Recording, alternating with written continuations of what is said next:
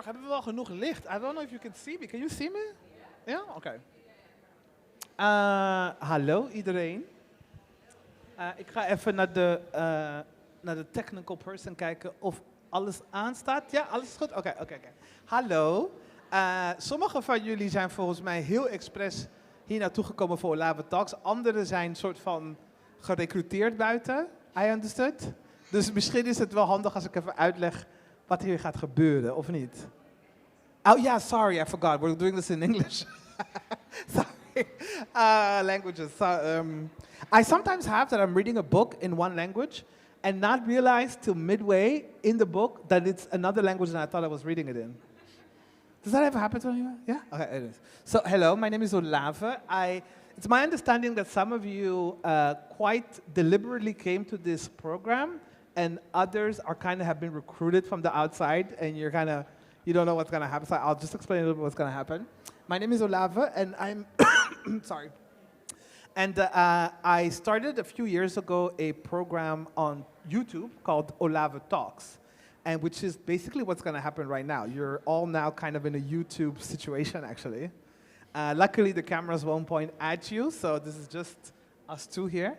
And I started this project because in my work as an activist, writer, creative, who's queer, I found myself quite often talking to amazing individuals with really great ideas after a demonstration or when we were organizing one or at a date. And all the time I felt like, oh my God, queer people have amazing insights, have really amazing things and perspectives to share in the world, but I don't have a way to share that with people generally. And I don't also have archives for myself of what I learned, what I thought, or what we came up with together in those conversations. So I started this project, and which is basically a free-form conversation. I invite somebody that I think is really interesting, and I tend to just ask one real question that I have planned, and from that moment on, we just go, and we see where it ends up.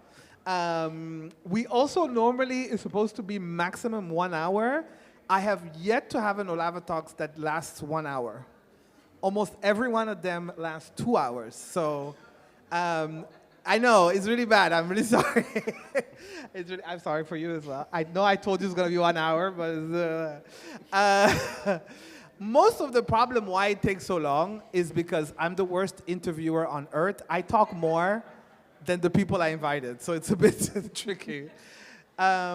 Which is the reason why also my intro takes a long time, because there's a few things I'd like to discuss with you all before we start talking to Otion, whom we will introduce later. I normally don't do this with an audience, because I really do think that the nature of the conversations that inspired me to start this project were oftentimes quite private.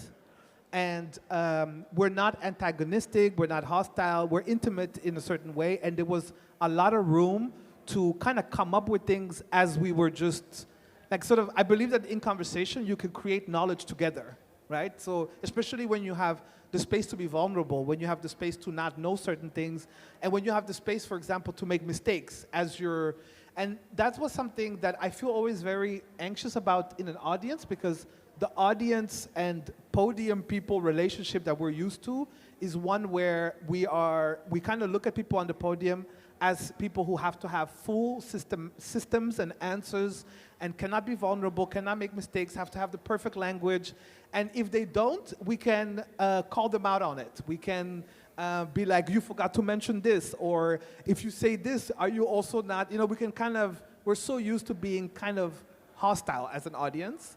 So I get very nervous about that, because I don't invite these people to be treated anything other as vulnerable creators, thinkers, doers who are just offering what they know and think in the world.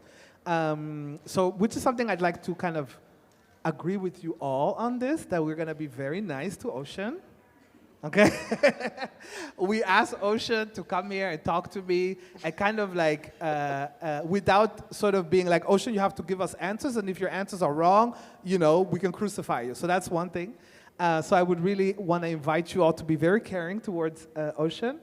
But obviously I also think that I would like to suggest for you guys to also take care of yourselves in a way, right? So again, that relationship that we're taught with people on the podium is that these people have come to kind of upset the things that we think already. They are authorities, and oftentimes we go to these things because they're supposed to kind of show us what's wrong about the ways we've been living our lives, the ways we've been thinking about things, and that hostility kind of is born out of that, out of a sense like, I'm a good person, why are you telling me that the things I do or think are bad or wrong or whatever? So I want to invite you perhaps to, when you do feel a discomfort about the things you're hearing, whether it's like anger perhaps, whether it's perhaps frustration with the world, with yourself, and so on, I want to invite you to be caring towards yourself, which isn't necessarily that means that you don't listen to what is being told, but I think that a certain curiosity about that discomfort can be very generative of knowledge for yourself. So self-care in the sense of like, oh, I don't want to hear this, but self-care in the sense of like, why is it that I feel uncomfortable? What can I learn about my ideas of the world, my sense of self, and this idea that it might be threatened? Where is that coming from, and what can you learn from it? So I'd just like to propose that. I don't know if that's something we can work with for tonight. Yeah? Okay. There's a very enthusiastic person in the back, which is really nice. I really like when people in the audience give us expressions, feels, laughter, all those things, which is hard because I think when we're paying very close attention, we don't notice that our faces kind of become blank, which is for the people on the podium very confusing because I know you're very focused, but it also looks as if you hate us. So work with us. Give us a little bit of flair. We talked a little bit before whether we wanted to open up for questions. Again, I did not think of this format as one that involved an audience, so I get very nervous about questions in the audience because I spent 2 hours talking to a person, and then I have to be like, oh, do people want to... we talked about it, and we were kind of like, maybe we can sort of, if you have questions, do those after the talk, you know. Mostly just go talk to him, not me, because I'm very, no. I don't know if that's okay, or y'all like, no, I absolutely must ask my questions. No? That's perfect? Okay, good. Awesome. Whew. Okay, we're halfway there. I'm going to start introducing you now. Oh, God. Okay, so I know that generally speaking, we start off with like a bio, but I didn't ask your bio. So you know what I do as introductions? I just tell them the first time I met somebody. Oh, nice. That's it. Okay. That's all I do. The first time I met you, if I remember correctly, you were performing actually, and it was at this little theater somewhere in Amsterdam. And there was also the dichter at the time had also performed. And you were there, and you were in the lobby, and I thought you hated me. I swear, I thought you disliked me so much, I was afraid to go talk to you. Why do you hate me? Why? Can we talk about that right now? Be open to the people. Why did you look at me so angrily? Was this during my performance or after? No, afterwards. Yeah, but I get like after performance face is really resting bitch face for me. Oh, really? Like it's sort of like all the energy is just like, and I'm just here. So I hear that a lot from people. Because I was like, oh my God, this was so amazing. I want to go talk to this person. And you're like sitting in the corner, you're like, looking at me. Like, I was like, oh my God, I don't know what I did wrong, but I'm just going to stay away from this person. So and I've seen you afterwards a few times, and every time I'm like trying to be nice to you, smile at you from far, but I was scared. So I think it's very brave I invited you. It is. Thank you for having me. So that was the first time I remember meeting you. Do you remember the first time you met me? Yeah. We had just talked about it. Yeah. Yes, it was at the premiere of Genderfucker by Karen Rosenberg. And you were doing a reading, I think, after the performance.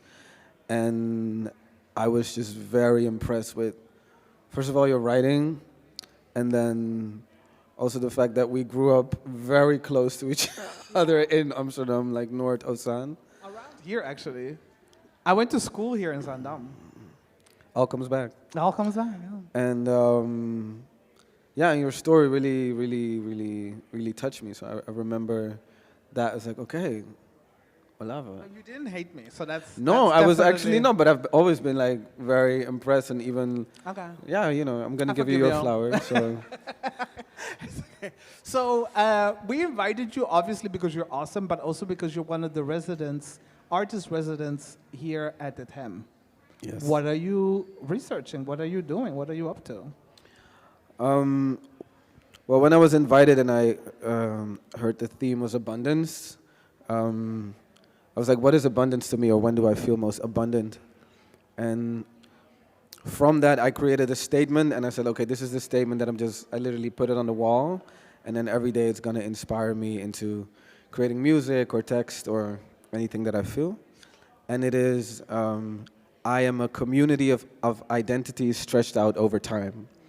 And that relates for me to abundance in the sense that I feel most abundant when I can exist anywhere in time and when my identity is not fixed to one singular story.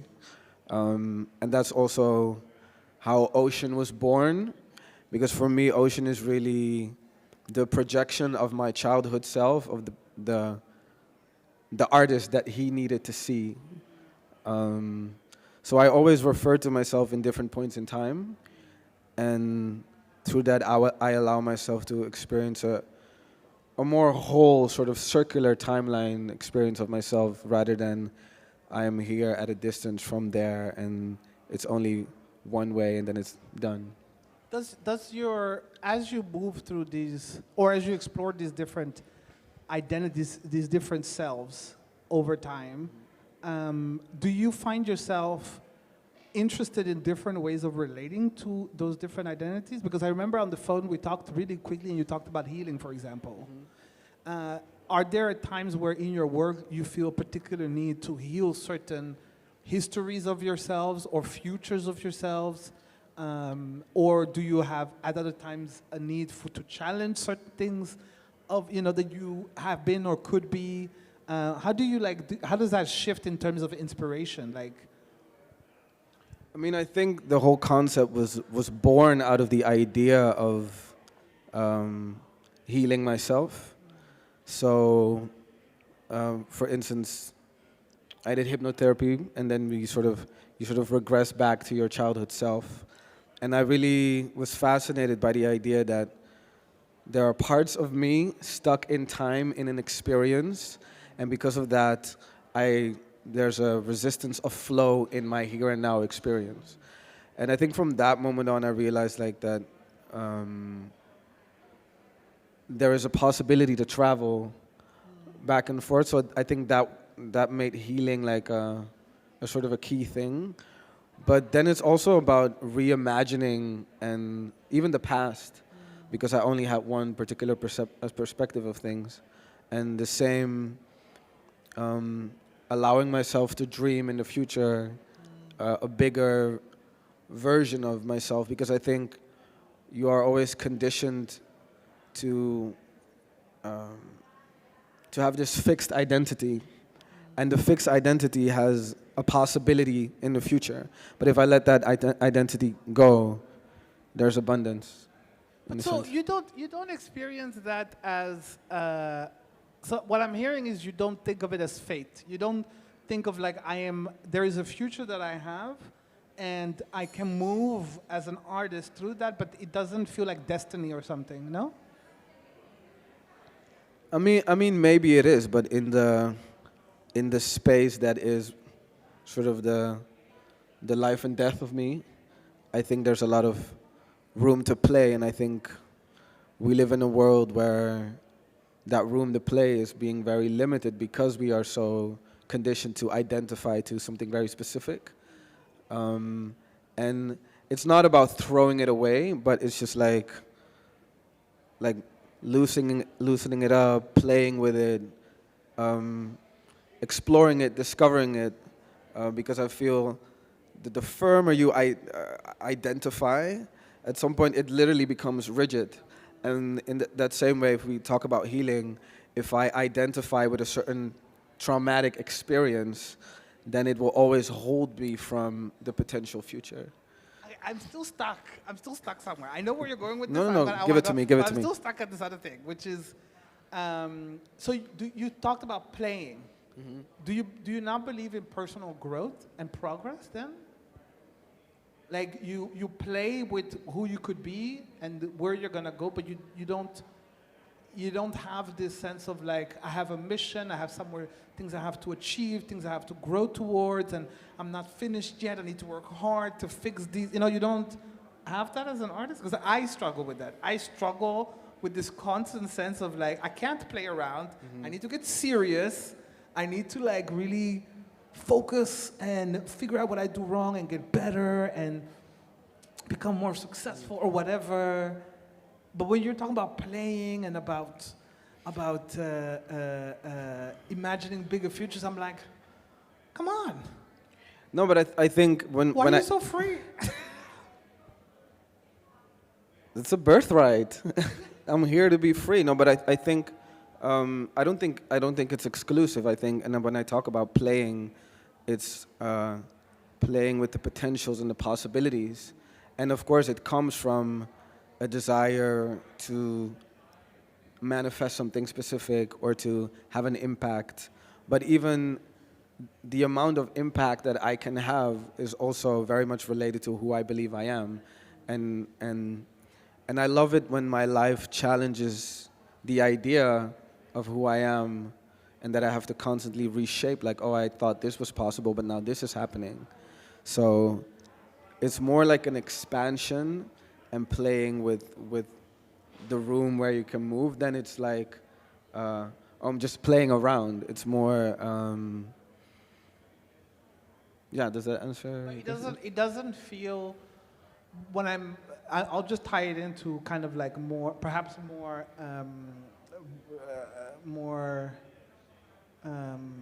how would you say that in English? Something else entirely, like for example, gender identity or sexual orientation, for example. We're taught, at least I was taught, that there is a true, real gender identity that I have, or true sexuality, and that like the whole thing is about being authentic in that and being that and finding out that you're that and that's it. That like this kind of like born this way type of thing. And so like it feels to me what you're saying is that you can kind of play with that. But does that mean that it's perhaps not that fixed and not that, I don't know, not that determined? I mean, I ask myself that same question because I go off of my experience. That's also where this idea comes from. And if we're talking about gender or sexual identity, so in my journey of coming out gay at 26, I really felt like, okay, now I have it. I am gay. And then the moment I grabbed gay, it became a bit of a problem because I was like, okay, what's attached to the label? Where is it situated? And then there were all these little fragments of it that I was like, oh, but that's not really me, and that's not really me. And then it's like, oh, I went out of the closet into another closet, actually. And to realize that, I was like, oh, but there's just somewhere this desire that I need to sort of like, I can't really exist in the freedom in between the identity. I have to be like, okay, now I'm this, and now I'm this, and now I'm this. And then I was like, maybe I'm just the journey in between, and maybe I'm all these things in one, and I can just show up in the world in any sort of reality the way suits best the situation, suits best. And that's not something even that I have to decide or figure out, but that's just what happens. And it's more about allowing. And that's a scary space because I also, I freaked out a little bit when, I had the gay stamp and I was like, oh, I'm confident, I'm in it. And then all of a sudden I felt like attraction towards a woman again. And I was like, it was, and then I was so shocked by this idea that it was like this fear. I was like, no, but now, and then I was like, it's interesting that, and this is just a small example of how, I think identity is good because it gives us a role that we can play and sort of this is my proximity to this and that. But I really love to fuck with it also. And Then people are gonna ask you things about choice and stuff like that. And if it's a choice, then it's, I guess, less worthy or, more problematic or something. And I think also sometimes with artistic creation and the processes, like if you have like communicated to the world, this is what I'm making now, this is what I'm interested in, this is what I believe in, and a few months later you have changed your mind, people will also ask the questions about authenticity and was that true, and and are you just choosing this to go with the new trends, and as if that would also be lesser. How do you navigate a world that attaches so much importance, whether it's artistic or gender identity or political identity or racial identities, or what attaches so much importance to authenticity and it not being a choice of some sort? I mean, authenticity for me is a private conversation. It's really my relationship between me and me. And I think if I've learned anything in life, it's that when other people or the world becomes part of that conversation, that's where I lose my authenticity. And then, of course, the world is going to respond in a certain way when I show up in a certain way. But I believe if I'm authentic with myself, it's going to resonate in space. And that's also my experience. So I'm not... I think I spent such a big part of my life being so busy with what the world thinks, how the world perceives it on a very intimate level. And I think I'm just trying to create as much space to have that conversation with myself, because I know that when that is clear, then the way I show up always sort of resonates with who I really am, and then there's not that disconnect. And then it allows me to question things, Yeah. But again, let me go back again. I'll give another example. The whole Black Lives Matter last year created a movement within mainstream where a lot of white people also started paying attention and started being like, okay, I need to do something and so on. But also a lot of black and brown artists who previously might not have had a very, very outspoken works of art around their blackness or around black liberation and whatnot, started kind of doing works like that or talking about it. Not even just making works, but just talking about it. And I heard many people in whether it's on social media or in private conversations go like, well, this person didn't care about this a year ago or 2 years ago. Why is he or she suddenly talking about blackness and so on, and being very like towards other black people as well, being very much like it's not real because you weren't doing it beforehand, right? And I'm just curious about, and like a lot of writers that I know, young upcoming black writers, took offense at some of the older black writers who had not necessarily in the last 10, 20 years necessarily talked about blackness, start talking about it on the open, and they got kind of like pissed. And I didn't know how to respond to that. I didn't know how to be like these are conversations, like you told me earlier, I asked you like, who do you work for? Like what's your audience in mind? And you talked about like, I work on things to talk to myself and figure them out, right? But there are still people engaging you nonetheless. Whatever conversation, whatever sort of things you're trying to figure out, people see it on the podium, people will react to it, people will want you to justify it or explain why you're doing this now instead of last week or something, how do you navigate that? There has to be some sort of navigation. Okay, there were a lot of like questions wrapped into this. I'm just trying to see where I wanna. Which is my specialty. Yeah, I know. So it's like. So you have a lot to choose from. What thank you. It's a whole plethora.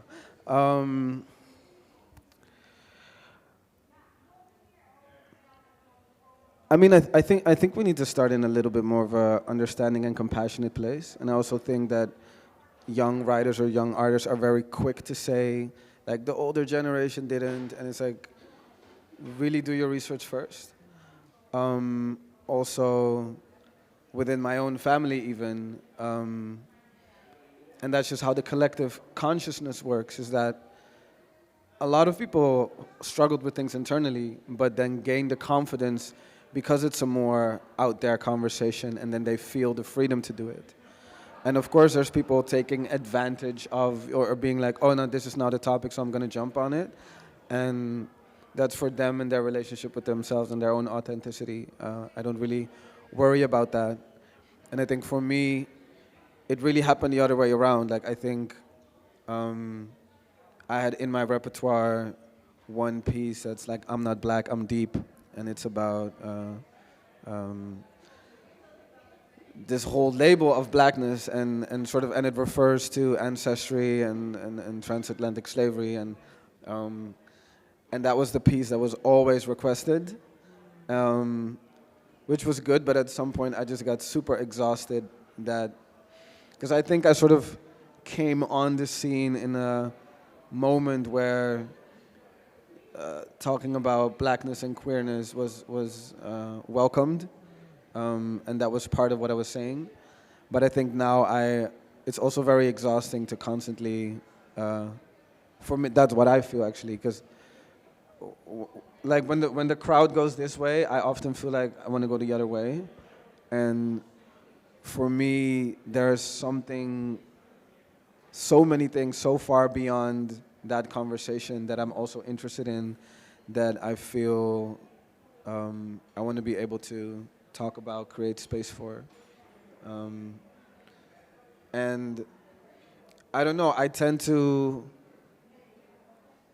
really move into this space where I'm not reactive in my judgment, because then I can see like, oh, what's really going on. And I try to not to worry too much about, okay, these people are just doing it for clout, or these people are just doing it for this, and be really busy with why I'm doing it. And this is my own discovery, and sometimes it aligns with where the world is at, but I've always also been busy with things when the world was completely somewhere else. Yeah. So, yeah. And that's something also like I would tell people, is like about 9 years ago, I was very much living, how would I call it, like a very patriarchal white life. Like I was a corporate lawyer, I was, I mean, I don't think I would have, if somebody would have told me 8 to 9 years from now, you'll be sitting and talking to artists and and like, I don't know, not wearing a suit, you know, doing hormones now and shit, like, I would have been like, I don't know that bitch, kill her, I don't want that shit in my life. So, and I would tell people who were like, okay, but this artist wasn't doing this, blah, blah, blah. I was like, well, I wasn't either. You're telling me as if I'm somehow like authentic, like 8, 9 years ago, I wouldn't have hung out with you. I would have said, go get a real job, you know? And I look back upon that person that I was, and even though I'm very aware of so much of the harm that I was complicit in, I mean, I voted for like, you know, at the time that I thought were parties, like basically that I now realize are right-wing parties, like Fefe Day and shit like that, and deze, like I was living that life, you know? And I understand the harm I did, but I also don't want to discount the validity of the thoughts and the beliefs and the sort of experiences that were tied to those behaviors. It was authentic to me. It was a way to try to survive in an extremely hostile world. I didn't always identify as a trans woman, but I don't also want to act as if before identifying as a trans woman that I wasn't real, that it wasn't authentic, that it wasn't the life that I led, you know, thinking I have to be a man, was valid. It wasn't any less real to me, you know? And so I have these conversations, but I often worry that I'm self-interested, that I'm biased. I'm just trying to kind of goed praten what I did and what I, sort of No, but believed in. what you're saying is exactly my point, is that you were that there, and you are this now here. And I think now this pressure to be sort of consistent with your identity and your message, like, is also the reason, like now when people travel back like 10, 15, 20 years and find someone that someone said and are now canceling people on the basis of a thought or an idea that they had 20 years ago. Yeah.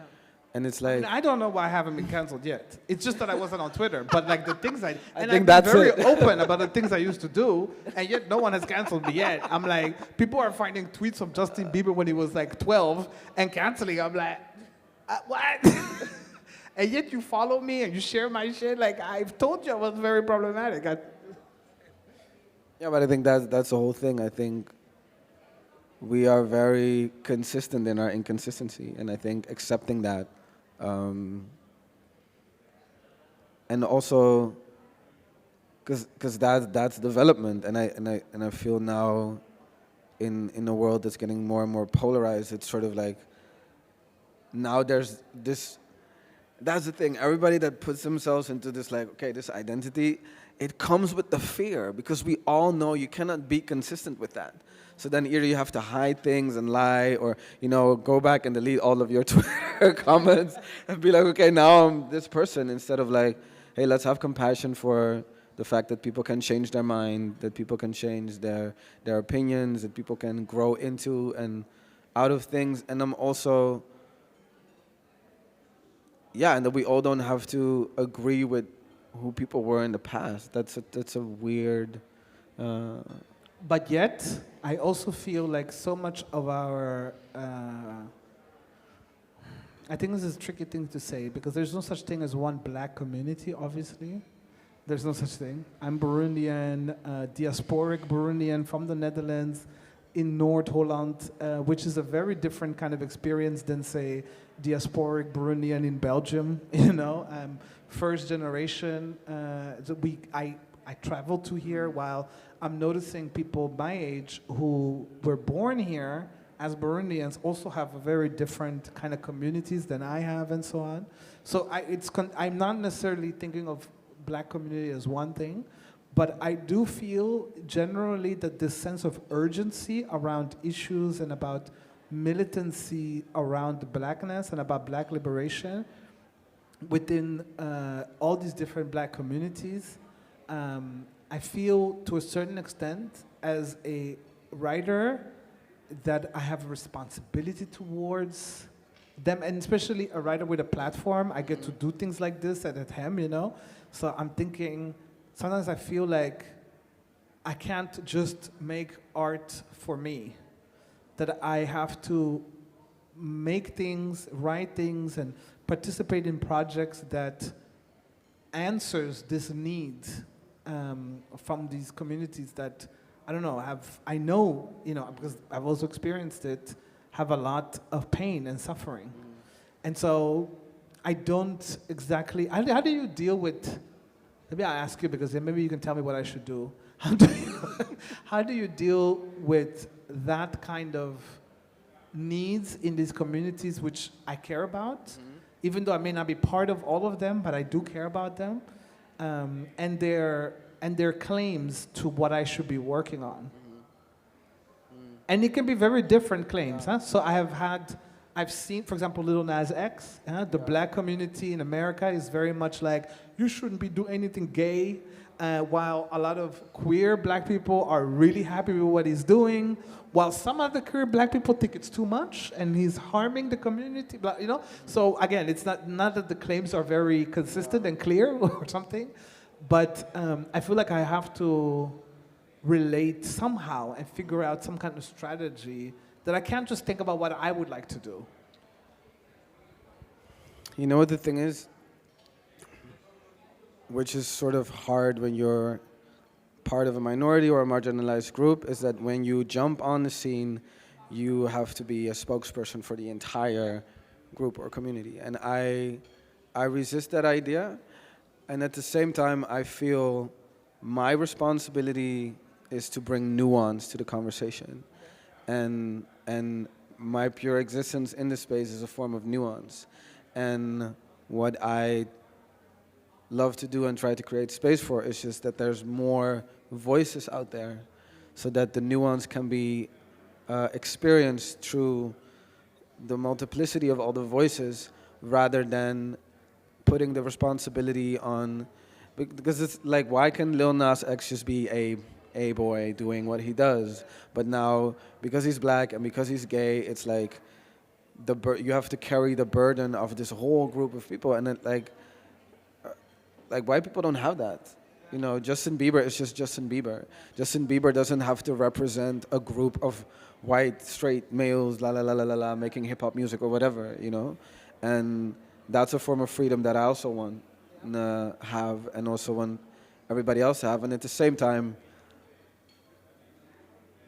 it's more about the conversations that need to be had.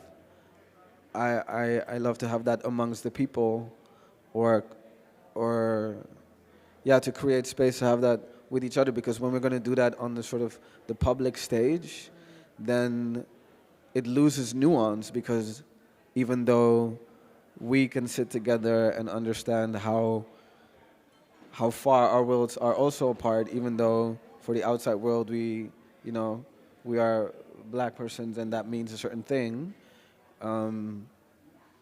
Yeah, I think it's very important to keep the conversation nuanced, and that's really the Libra in me. But I really The Libra in you. the Libra in me. Oh my God. No, like what is I have Libra? when conversations become unnuanced, or then I feel like, yeah, but what are we really talking about? What is the nuance you think we're missing? I mean, what's that popular word? I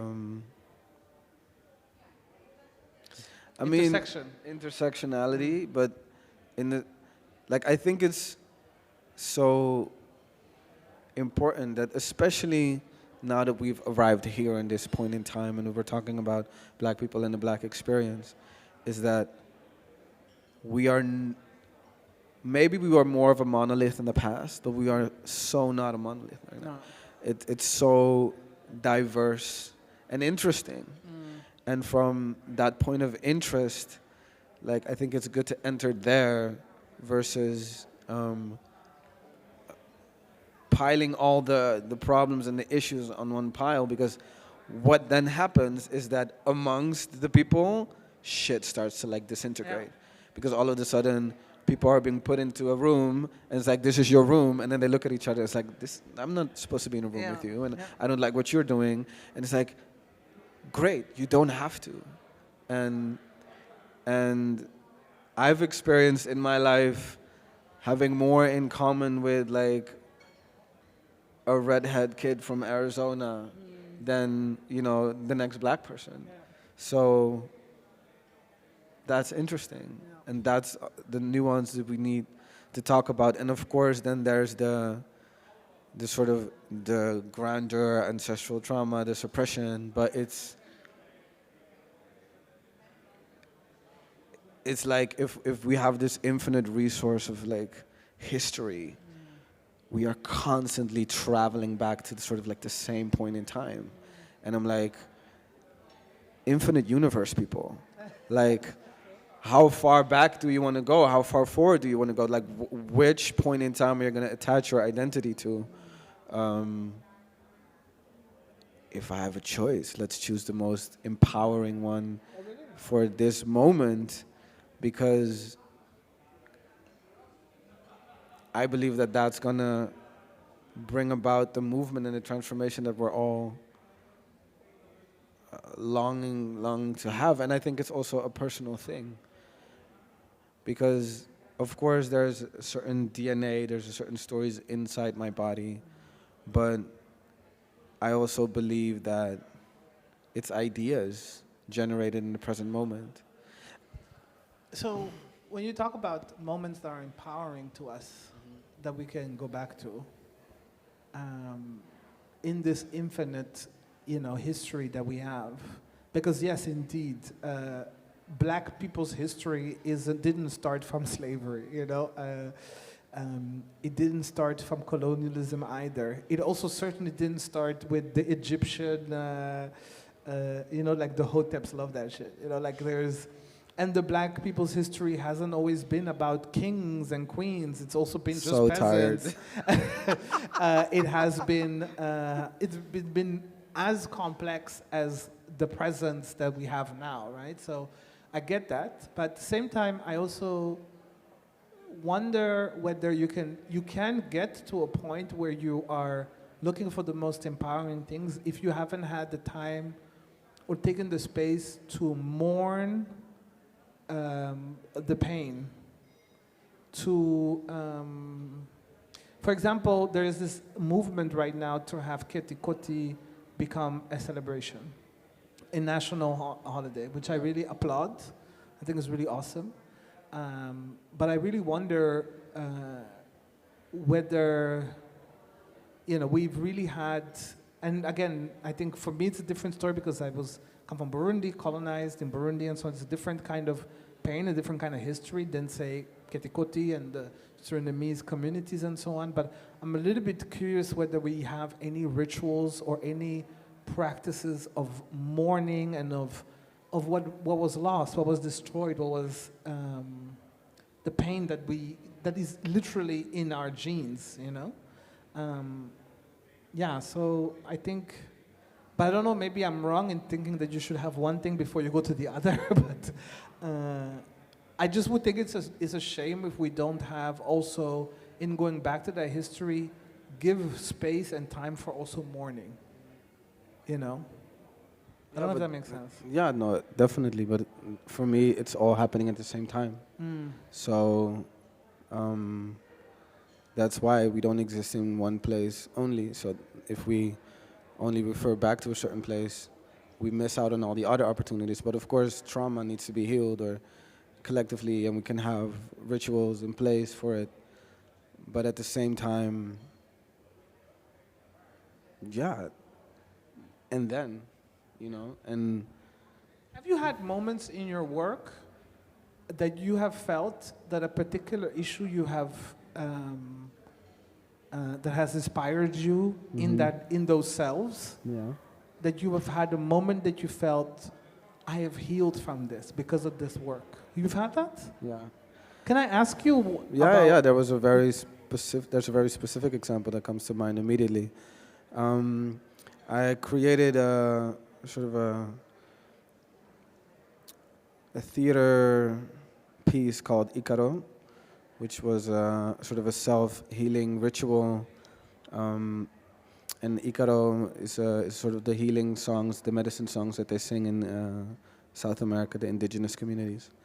And it wasn't explicit in the performance, but in intention I was forgiving my father in that ritual. And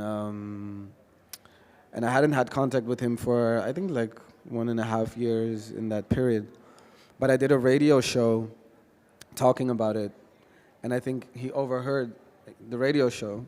So I think it was the second performance, and there was an after talk, and the house lights go on, and my dad is sitting like up there in the corner, and then the moderator asked me, so like, okay, so you were talking about this healing, what are you healing? So I sort of had to go there. And there was, as I was talking about it and as he was there, I felt so free from all the stuff that was still there. And it wasn't until after that I realized, like, wow, I spoke so freely, I didn't have these like sensations of like anger, fear, or trauma in my body. And he was there, and I really felt like, oh, I must be so far away from sort of like that traumatic relationship. So that's like the first, that was a very specific one. Yeah. Damn, if I ever was doing anything about my dad and my dad is in the I would look for the exit and run. Because I would be like, oh shit, he's coming to get me. I have gone too far this time. Wow, that's really powerful. Yeah. Is that something that you keep looking for those moments for in your work of finding that you have healed? Because has that become something that I think rush you must have again in the language of addiction? I think it happens to me. You know, like I think every time that I'm on the stage singing songs, like I call them like jokingly my gay boy drama songs. There's still this part of me that the before 26 part that is like, oh my God, you're standing on stage talking about your gay shit in front of an audience. Like the 10 years ago version of myself cannot imagine that. And that feels every time like a form of healing. Like, wow. It's more realizing the proximity towards that traumatic thing or feeling that it's not stuck anymore. So I can have the memory, but the sensations are different. But then I think I've complained about this, and I've seen a lot of black creatives complain about this thing where our pain has to be performed, and that it is re-traumatizing. And I've complained about this. I've made strategic choices to not do certain writings anymore because I felt like I was, that it was somehow some kind of like black trauma porn type of thing. And also because I decided that until I have figured out a way to perform that without it being re-traumatizing, I won't do it anymore. But I don't know. I'm very curious about how do you engage these issues and these histories and this pain without it becoming, just our spiritual and our psychological blood on the stage. With it being really healing, that wounds heal by doing that. What's the secret? I mean, I would just say... I'm going to take notes, just so you know. I mean, I would just say never, for myself, if I haven't processed it on other levels of my life, then I wouldn't put it in a performance. Like, I think, because that wouldn't feel safe for me, and it's also, my art is, in that sense, as an artistic practice, it's definitely therapeutic, but I don't want my performance to necessarily be therapy. It's the thing that's being synthesized out of the therapy, but it's not the therapy, because I wouldn't ask an audience to come with me when I sit with my therapist. You know, that's a moment for me. But the revelations and the stories and the things that I can get out of it and create into something where people can navigate themselves or find themselves or, see themselves. And then I can perform it. I also feel, and that's maybe sort of my background as a performer and an actor, like, if there's not enough emotional distance to what I'm performing, I'm not in control of what I'm serving you. And then, and I'm not saying that that's not a legitimate, because some people might choose to have, but that's just not my way, because I'm a poet, I'm a philosopher, I'm a storyteller, so I like to make things abstract, and I like to speak in abstractions. I think that's also a big thing, like to do literally go there, for me, is like, yeah, but, and then I feel like, oh yeah, that's activism, or that's therapy, but to dance with it, and to, wrap it in a certain way, and then, put layers, and then when people go to the third layer and they taste it, they're like, ooh, that's it. Yeah. That's what I like to do now. I find it very interesting that you're saying, like, I won't take the audience with me to my therapist session. Is that a way to protect the audience as well? Or is it really about protecting yourself? I mean, both, but it starts with protecting myself. Or caring for the audience, I guess. Maybe that as well. Yeah, and it's also not what it's more also about responsibility. Is that I want to take responsibility for my healing, and not because that's the thing when you just then people just have to deal with it or take it, and it's also I'm learning so much from you right now. I don't know if you realize how much I'm learning from you right now. Keep going, sorry. no. I have never been this quiet in an Olave Talks ever before. But keep going. No, because the thing is when you haven't processed it, you're unaware. When you're unaware going through trauma, 90% chance you're going to be abusive without knowing it. So you're literally putting yourself in a position where you can be abusive to the audience because you're sort of presenting this traumatic thing that you haven't processed. So you don't know where the edges of it are. And you don't have a finished story. There is no synthesis. Yeah. And I do think that if you're gonna, as a storyteller, if that's, at least for me, I do consider myself a storyteller, like, I don't want to just, it's not enough for me to just dump the questions and the pains I have, because that's not a story.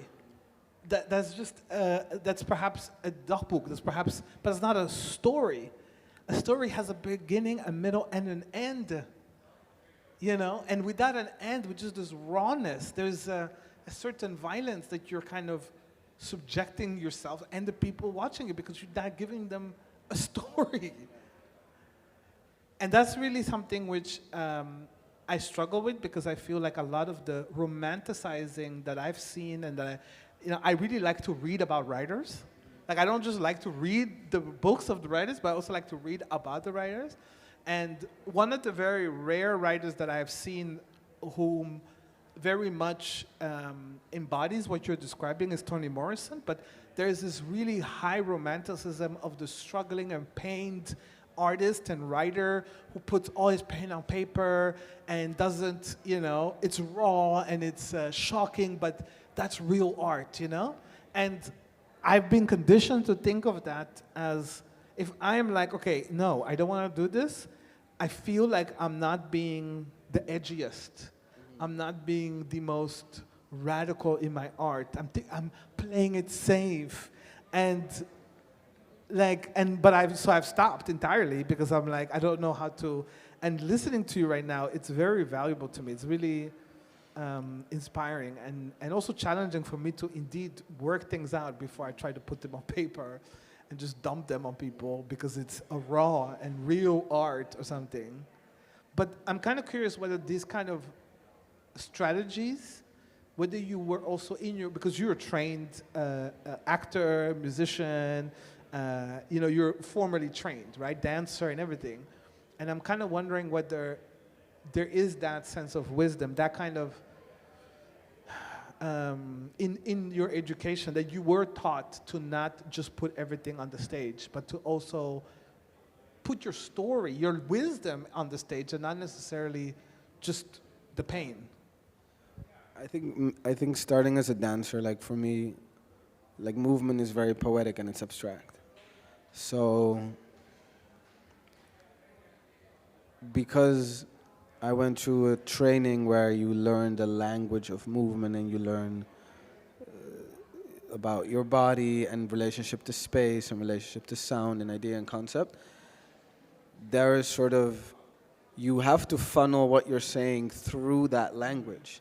So it becomes already an abstract version of the actual pain, So the intention might be that it's anger, but there's a certain shape that you give it, and that's already processing, instead of I am going to be angry, because then it's not dance, but then it's just like you're being angry.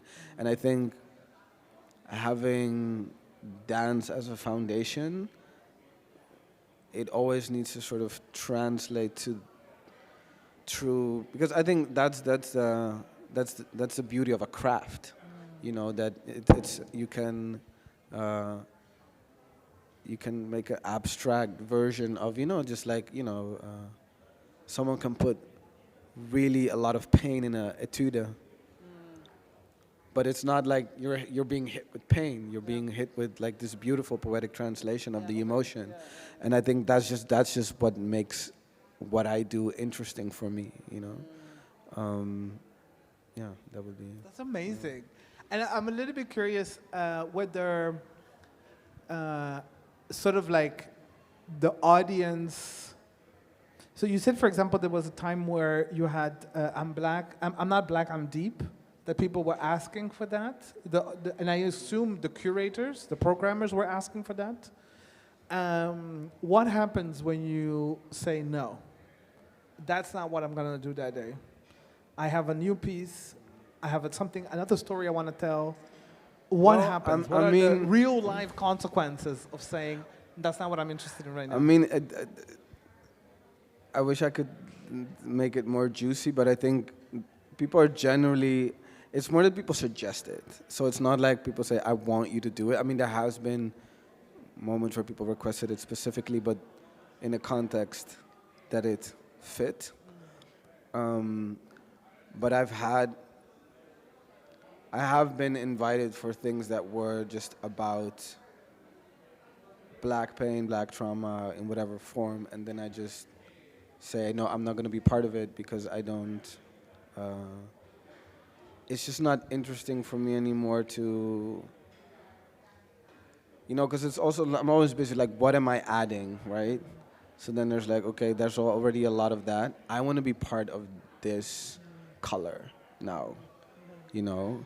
Let me be the futurist and dream up worlds where, you know, we can exist in the future. Or anything else, but not, it's also...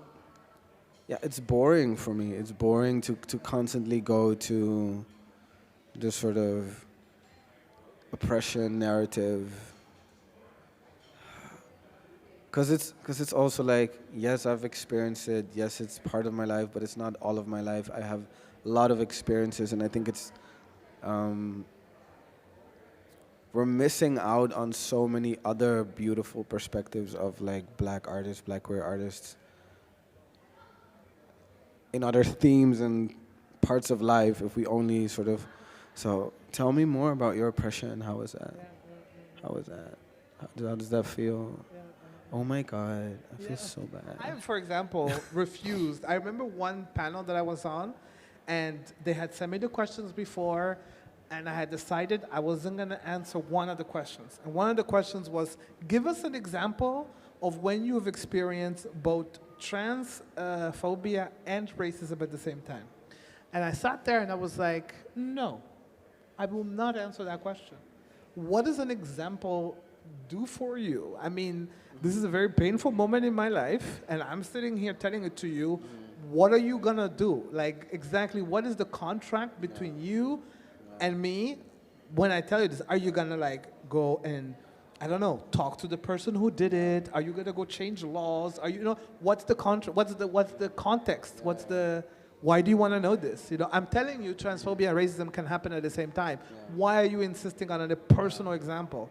And I did that in the audience. I was sitting there, and the panel, they asked me when the question came, and I told my other panelists that I wasn't going to answer questions with examples. Give us personal examples of that.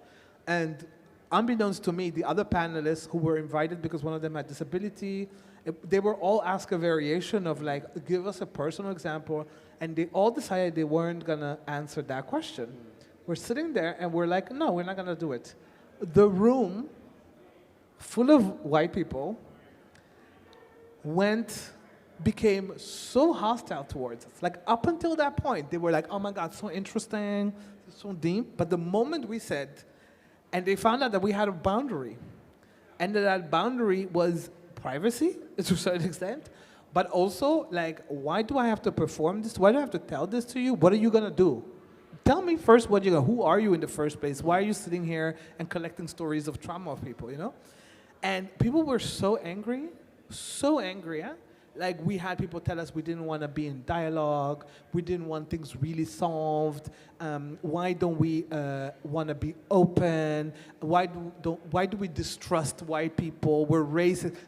Like everybody got almost a microphone to tell us we were terrible people, really.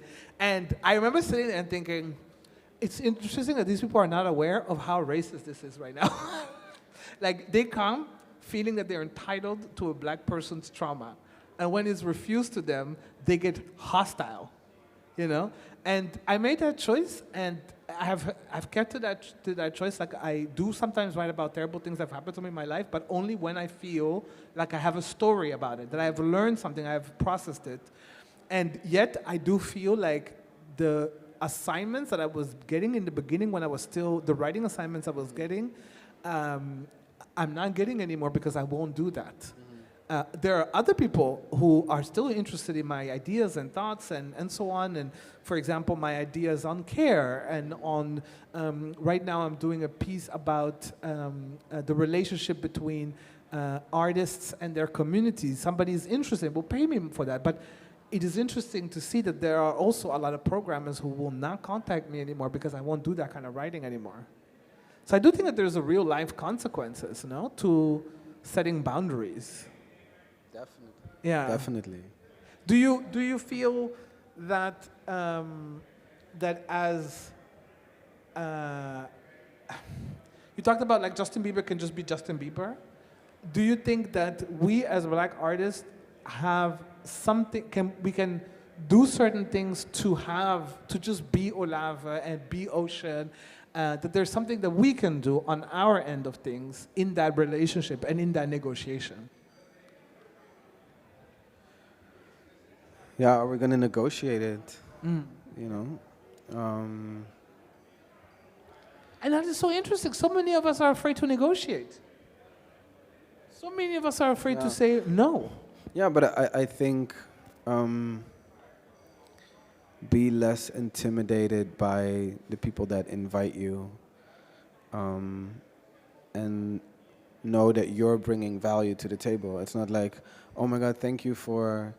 It's like, oh my God, yeah, you're welcome. I'm showing up, And I think for a while, one of my close friends, Sharifa, was managing me, and she really she was always like, no. They should be happy that you're there. That to constantly reinforce that idea, because that puts you in a position of negotiating. Like, do you really want to be there? Who is, and of course in the beginning you're just happy with an opportunity and you want to show up, but then at a certain point it's like, okay, what is this organization? What do you stand for? What is this audience you're exposing me to? What are the ideas around it? Do I want to be part of it? And because at the end of the day, there's no art institutions if we don't bring the art to the institution, or and I think being more aware of what we're bringing, and I think that's just something in the sort of collective black consciousness. Like, we are constantly producing art and culture like it's nothing. Like, girl from the ghetto says eyebrows on fleek the fuck on her fucking, and all of a sudden a year later it's in a Dutch magazine, and it's like, everybody's saying on fleek, and it's like, it's funny to me, it's funny the sense that these smallest things are so huge, but it's also like, none of the riches that it produces is funneled back into like the world of the black ghetto girl, even though she created a lot of what we call now popular culture. Yeah. And I think what is really interesting is I know that these institutions have a way of tokenizing us, have a way of, like, they do need us sometimes, I think, because we're black, because they need some color in the programming. But I also don't believe that that's the whole story. I also believe that they need us because we're very good. Like, we're very, very good. Like, what we have to offer in terms of cultural and artistic creations is it can be so monumental and deep and interesting and new and original, that I think it's not enough to be like, oh, they just want us because they need some color on the thing. No. Also because we're fucking good. And knowing that, respecting myself thinking of myself as a good writer, not just as a black writer, changed completely my relationship with curators and programmers and people who give me assignments. I will say no. I will be like, this is not interesting to me right now. And by the way, I will only work on this if you give me this much money because I'm good. I will research the hell out of this thing. I will edit it 100 times. I will put so much of my thinking in it, and it will be qualitatively very high. 200 euros for this many words? No way. I will easily, like the other day, they offered me, like, I think it was like 250 euros for something, for a text, and I refused. I said, I will only accept it for 1,000 euros. That's like 4 times as much. And I thought, this is over. They won't call me back again. Eh? They accepted. Yeah, and that's the thing. We don't know what we're worth. And it's also, and you have to imagine. I didn't even go like just like 350. No, I went 1,000, yeah, 4 times as much. But then you're like. And later I was like, maybe I should have said 2,000. Yeah, you probably could have asked more. That's the whole thing. But what I wanted to say is that imagine that you're the dominant culture. You cannot see yourself.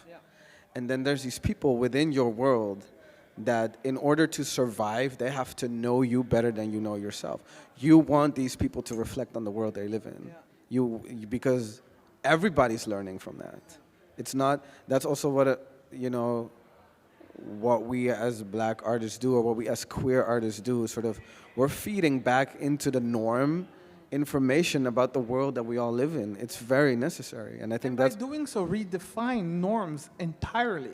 Like, you see all these people going like, oh, we're like straight people experimenting with gender non-conforming expressions and being very like, oh my God, like this is so deep. But we've been like, black queer people have been doing it for a very long time, and doing it really, really well.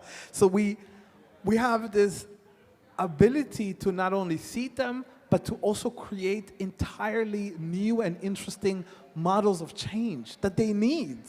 Or else culture becomes stagnant, just falls still and just dies, And I think, and that was for me, the change in the way I negotiate is not just realizing that they do need me because they do need perspective and color, but also realizing that they need me because I have something extremely valuable and high quality to offer.